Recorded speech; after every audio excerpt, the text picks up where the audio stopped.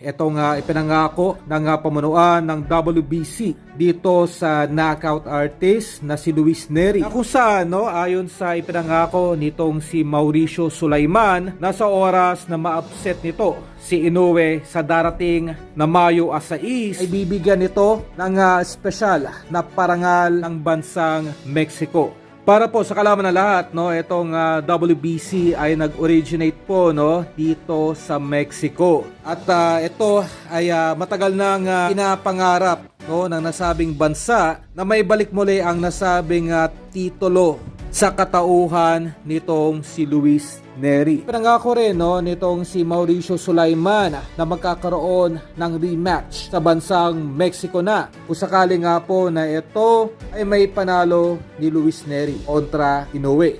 Ito ay isa lamang sa mga pampagana na ibinibigay ng mga sanctioning bodies dito kay Luis Nery dahil batid naman natin na lumalala na itong alitan sa pagitan ng mga sanctioning bodies at itong kampo ni Naoya Inoue. Sa madaling salita, as much as possible ay gustong makuha muli ng mga sanctioning bodies ang mga hawak-hawak na titulo nitong si Naoya Inoue upang ito ay mapakinabangan naman sa bansang Mexico or maging sa Amerika. Nakasabay na pagpabor ng mga sanctioning bodies dito kay Luis Nery. Nagbigay naman din ng pahayag itong si Bob Arum patungkol sa balak nitong kunin ang mga top fighters sa 122.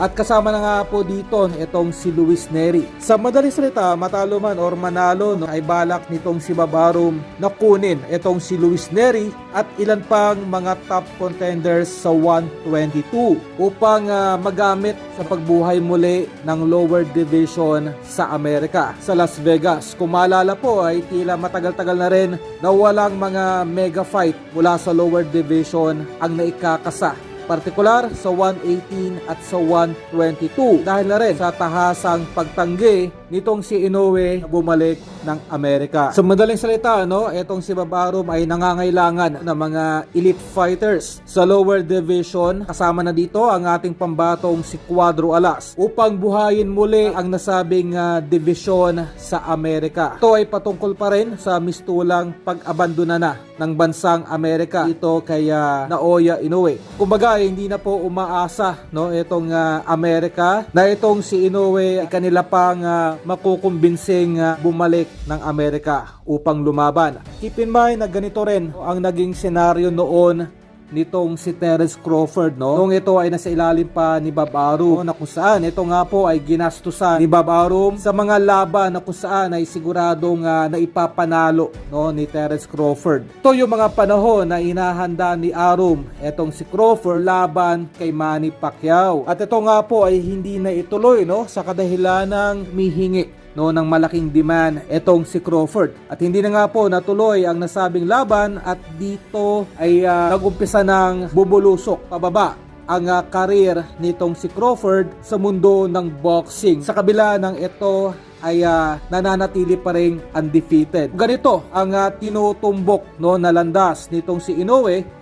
Una-una dahil sa pag-delay nito na labanan si Cuadro Alas, kung saan ay marami sa mga boxing fan ang tuluyan ng nadismaya dito sa nasabing hapon. At isa pa ang pagtanggi nitong labanan si Gervonta Tank Davis sa 135 division. Tuloy-tuloy na disappointment na ibinibigay nitong si Inoue sa mundo ng boxing ay tila babalik sa nasabing hapon na kung saan ay unti-unti nga pong mawawala ang popularity nito sa mundo ng boxing.